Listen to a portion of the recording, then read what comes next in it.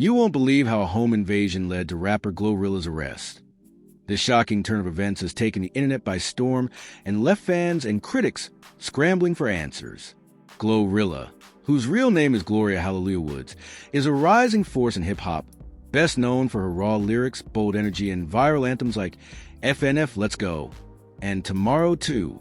But despite her musical success, she's now trending for all the wrong reasons after a disturbing incident unfolded in Georgia. The story begins not with a crime she committed, but crime committed against her, a break-in at her Forsyth County residence, where several intruders reportedly entered her home while she was away performing at the WNBA All-Star Game.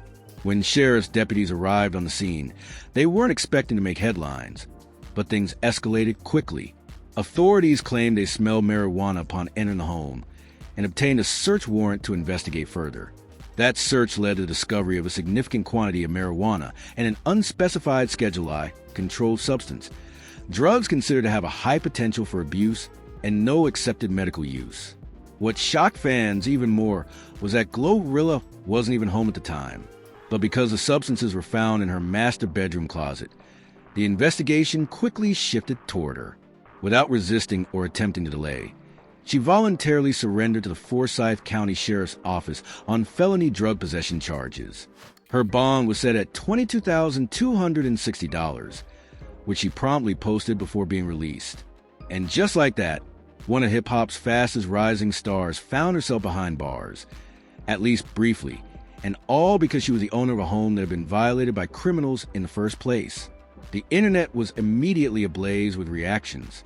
Some fans voiced outrage, asking how law enforcement could target the homeowner instead of the actual burglars, who at the time of this recording have not been arrested. Others expressed disappointment, recalling this wasn't the first time Glorilla made headlines for run-ins with the law.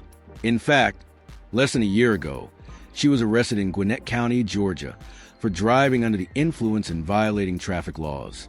Dashcam footage from that incident went viral after it showed her arguing with police and appearing uncooperative.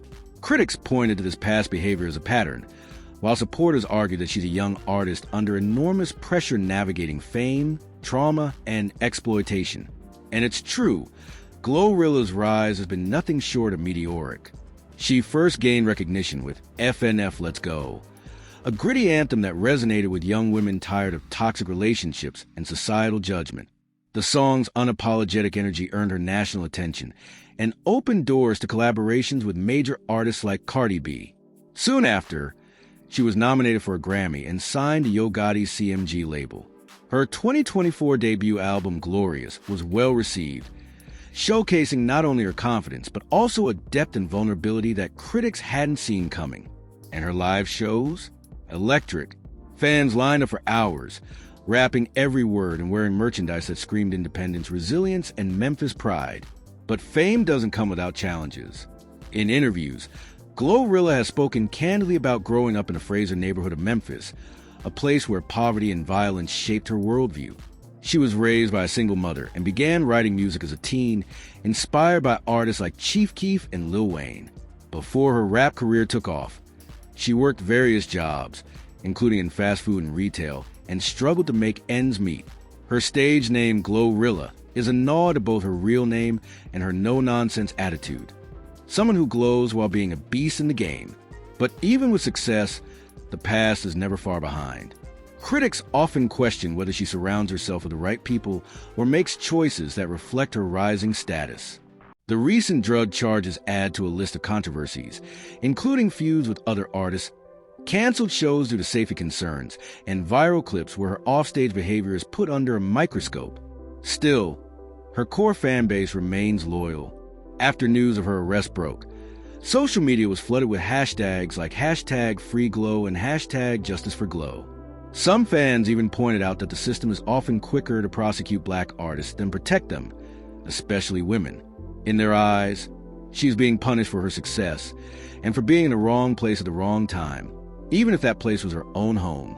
Legal analysts have weighed in too, saying the charges hinge heavily on possession, which in Georgia means having control or dominion over the substances.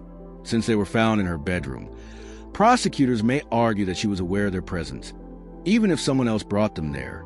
Her defense team, meanwhile, has already called the situation outrageous, suggesting that law enforcement focus on minor drug charges instead of pursuing the real criminals, the ones who broke and stole property and traumatized those inside the home.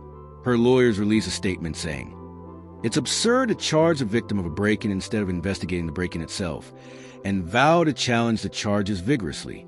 The sheriff's office maintains they were simply following the law, responding to what they found on the premises, regardless of who owns it. As the case unfolds, many wonder what this means for her career. Will brands and promoters shy away? Will upcoming tours or collaborations be canceled? Or will this incident be yet another badge of resilience that she turns into art as she's done before? In the entertainment world, perception is everything, and right now, the spotlight is on Glorilla in a way she likely didn't want. But some believe this could also be a turning point.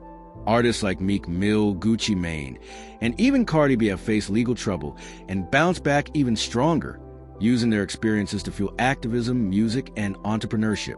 If Glorilla follows that path, this arrest may one day be viewed not as a setback, but a catalyst. Already, fans are speculating whether she'll address the incident in her next release, or perhaps launch a campaign to highlight the over-policing of Black entertainers. Others are just hoping she gets a fair shot in court and the support she needs to navigate the emotional toll this kind of situation brings. In the meantime, the memes, debates, and deep dives continue. People want answers. What really happened that night? Who was behind the break-in? Why hasn't anyone been arrested for that crime?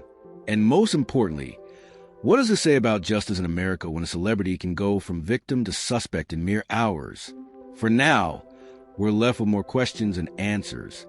Glorilla remains free on bond, awaiting further developments in her case. She hasn't released a formal public statement yet, but insiders suggest she's focused on her legal defense and maintaining her brand. Meanwhile, the hip-hop community continues to watch closely. Will this be another instance where an artist is taken down by the very system they try to rise above? Or will she emerge more powerful, using her platform to advocate for others in similar situations? Time will tell, but one thing is certain. Glorilla is no stranger to adversity.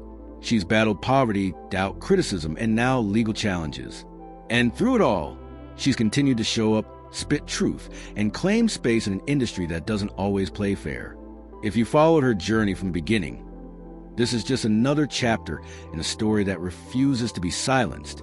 So if you found this breakdown helpful and want to stay updated as the story unfolds, hit that like button. Leave your thoughts in the comments. Share this with anyone who needs the facts, not the rumors. And make sure to subscribe because we'll be following this story all the way through with real news, real insight, and no spin.